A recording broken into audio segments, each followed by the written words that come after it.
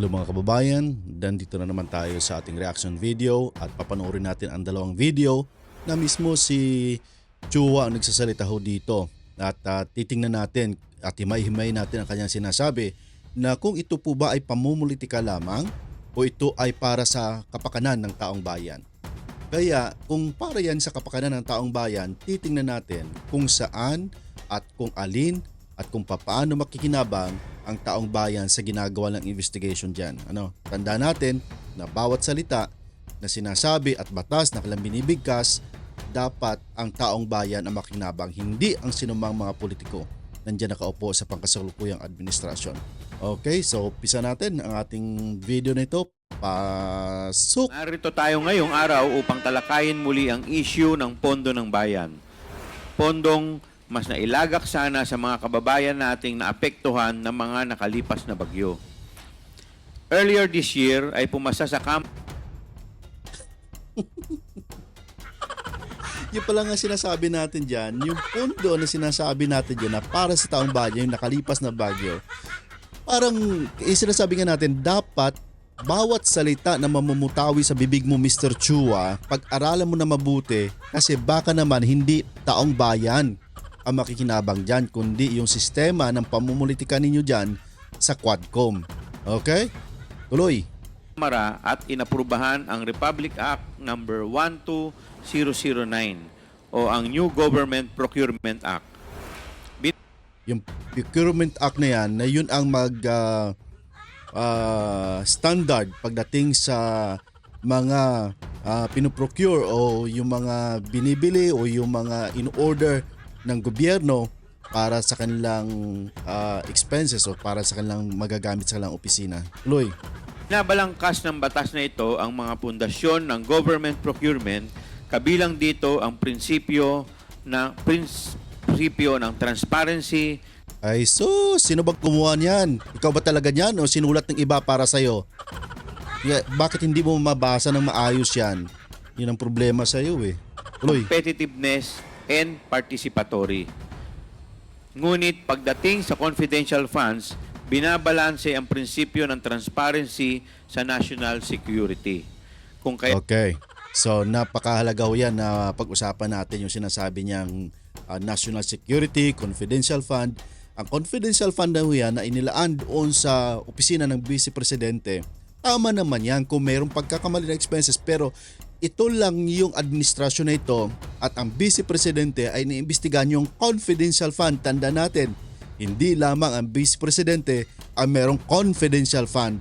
Tuloy, anong sinasabi pa dito? Kapag confidential funds na ang pinag-uusapan, hindi basta-bastang nalalaman kung saan ito ginagamit at kung kanino dapat bumili. Kaya nga confidential di ba? Pero since na inumpisahan nyo na yan, sa taong bayan, makikinabang ang taong bayan para dyan. Walang problema dyan. Walang problema dyan, Mr. Chua. Ito lamang sinasabi natin, lahat ng mga investigasyon ninyo dapat ang makikinabang ay ang taong bayan. Tuloy.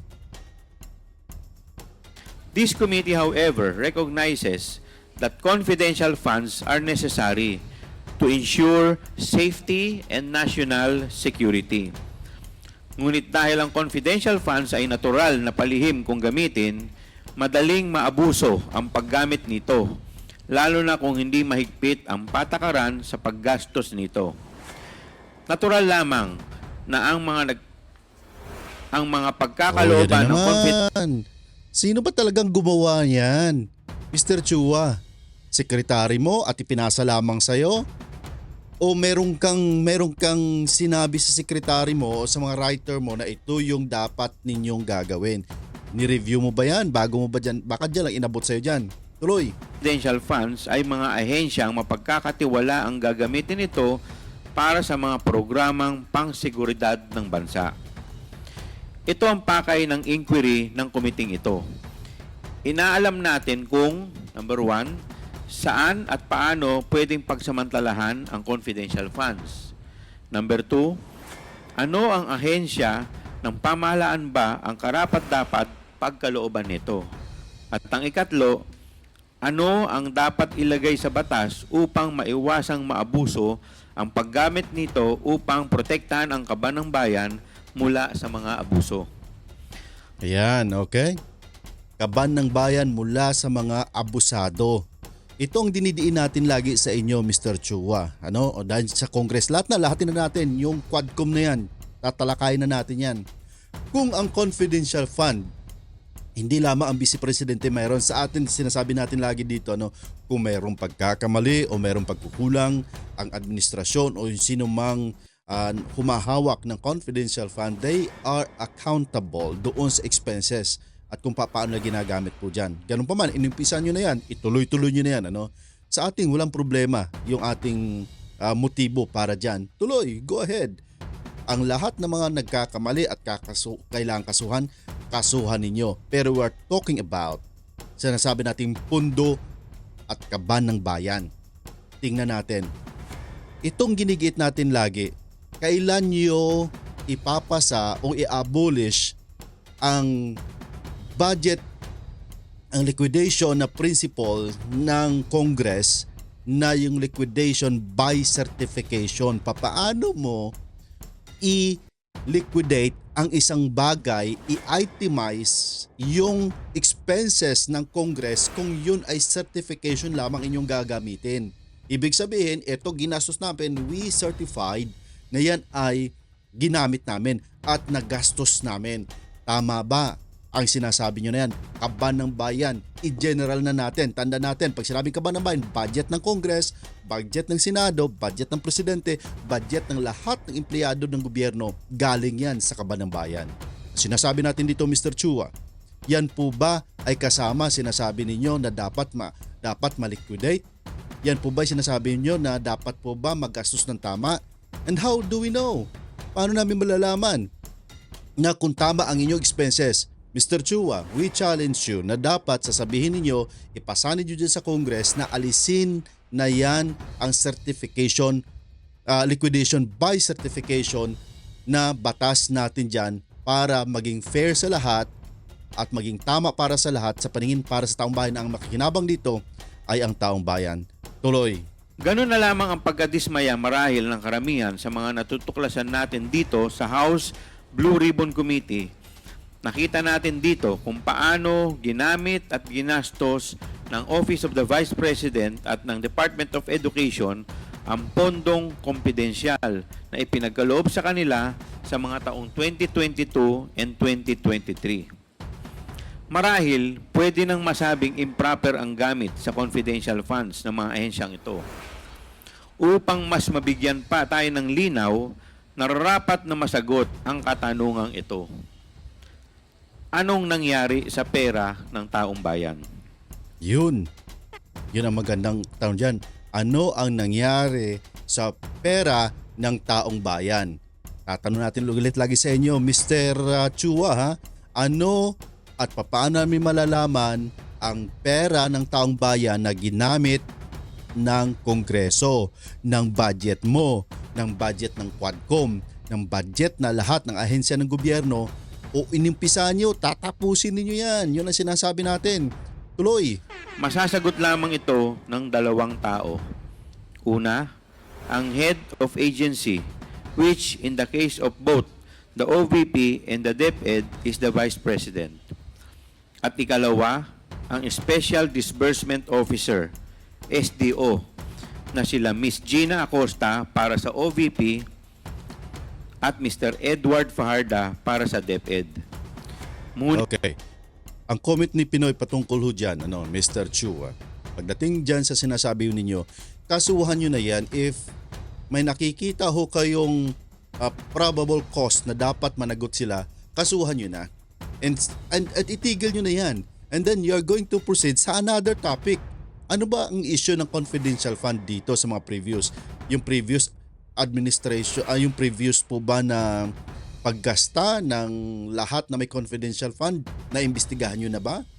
Kung meron na kayo nakitang probable cause dyan, kasuhan nyo na. And then, may current tayong issues na dapat ninyo.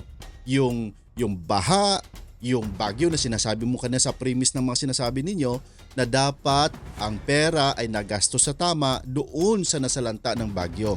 Ngayon, sinasalanta tayo ng bagyo. How do we utilize the budget at maging mismo yung pera ng gobyerno sa pangkasalukuyan.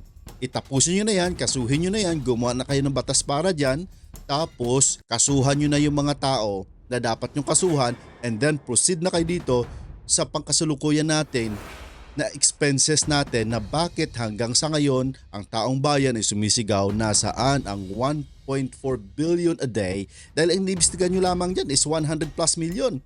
Walang kalahating bilyon. Wala doon sa katiting na butal na 400 million doon sa daily na ginagastos para sa budget. Eh di sana wag na lang kayo nag-budget ng 1.4 billion kung yun lang din naman pala ang mararanasan ng taong bayan pagdating sa baha. Bakit hindi tayo umaalis sa ganung klaseng issue? Bakit paulit-ulit ang taong bayan pagdating sa issue ng ganun? Dahil hanggang sa ngayon maging kayo mismo ay hindi nyo alam na kung papaano ito sasagutin para sa taong bayan. Patuloy tayo dyan. Ano ho? So proceed tayo sa another topic dito na siya rin mismo ang nagsasalita. May mga matrix pa kayong nalalaman ha. Okay? Dako tayo dito. Tuloy. Dito po makikita po natin yung dalawang slides na nagpapakita po ng matrix kung paano po ginamit ang 2022 and 2023 OVP and DepEd confidential funds na na-release, in-encash at niliquidate ng Vice President at SDOs.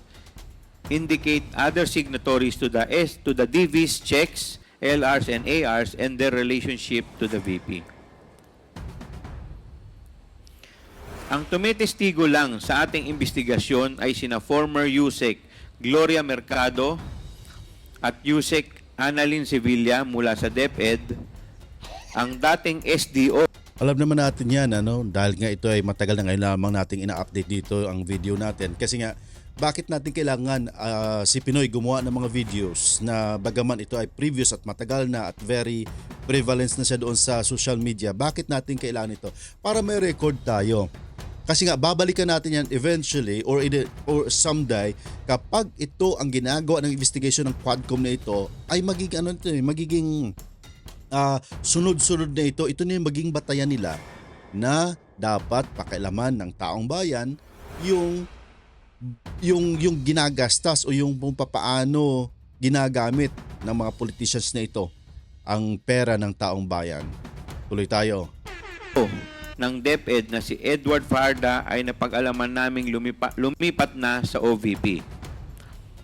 Hindi maiiwasang magtaka ang iba na bakit OVP at DepEd lang ang nakasalang sa usapin ng confidential funds.